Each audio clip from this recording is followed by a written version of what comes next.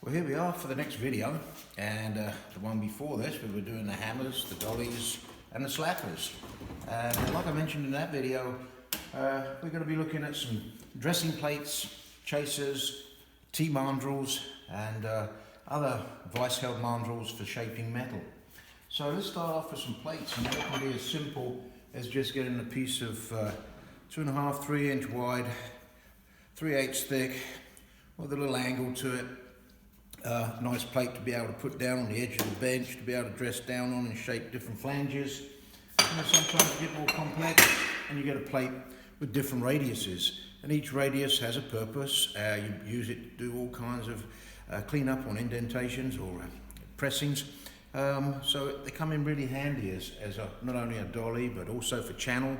You may have a curved channel that you want to get into and you want to be able to dress that up nicely. Gets in there at the right width.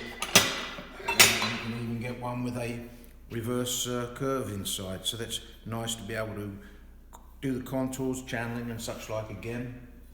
So these plates, they can be like a circle too. Ideal one for doing all kinds of things like turn signals and stop lamps, different stuff where you're cleaning up on areas that may be slightly damaged or something that you're manufacturing. So anyway, so there's the plates. We now get into some of the T-mandrels. You know, you place this into a vise and now you've got something round to be able to dress on, and you can use your slappers or whatever it might be if you're going to dress your material down and around them. And then the radiuses all come into different sizes, different radiuses, different sizes.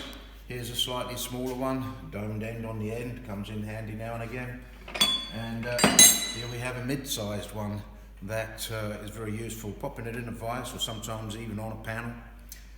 As you can see, we have a full set and a full array of those up here, where I just keep them in my rack and they just come in all different lengths. Especially for cleaning up swages on floor plans and maybe trunk pan floors, all these different things where you might have certain size configurations that you need to clean up. So there we go, there's your T-mandrel. The other type mandrel is nice, so you place it in the vise and then you've got something to dress on, and you can shape up all kinds of different panels that need repairing or even welds that you need to dress up.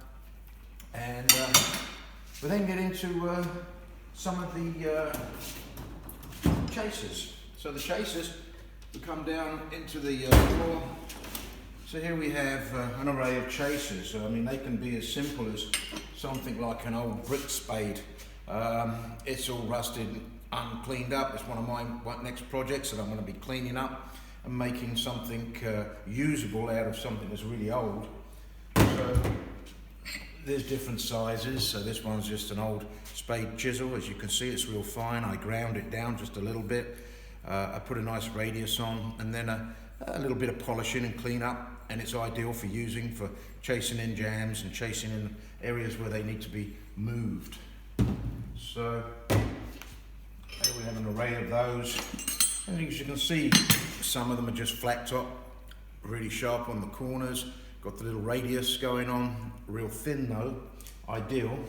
And then some of them can be fairly broad, got a bit of a radius to it all the way through, radiused at the ends. It's a little bit thicker, more stout. So these are just some of the examples of the chasers that I have. They come in different sizes, go all the way down to real small. You can make these up just out of bar stock. Another one is you can just make real small ones up out of a 1/4 inch bar stock too. And if you're needing it and you want it to be fairly firm and hard to be able to dress into thicker steels, 18 gauge, whatever it might be, you could always use a valve stem. So that's what I use sometimes. And then those valve stems looks similar to that. And all you do is you just cut off the two sides, you grind across the top. Now you have a foot chaser to be able to get into your channel area and just tap those down. So all kinds of different chasers.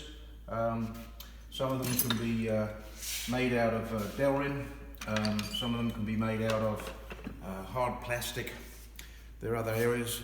mainly for our alloy metals like brass or aluminum, but all come in handy, different sizes and shapes and configurations. You just need to make up.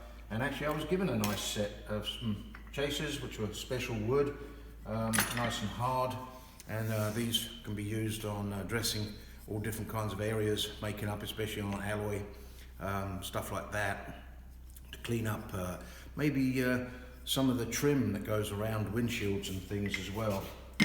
Anyway, so there you go, there's the selection of chasers and T-bars. And sometimes you get into an area where you're wanting a T-bar, but you don't want it dead, you need it dead flat this way, but you want it curved this way. So then you just have to heat it up and make up whatever you need. Gives you something to dress against. So there we are.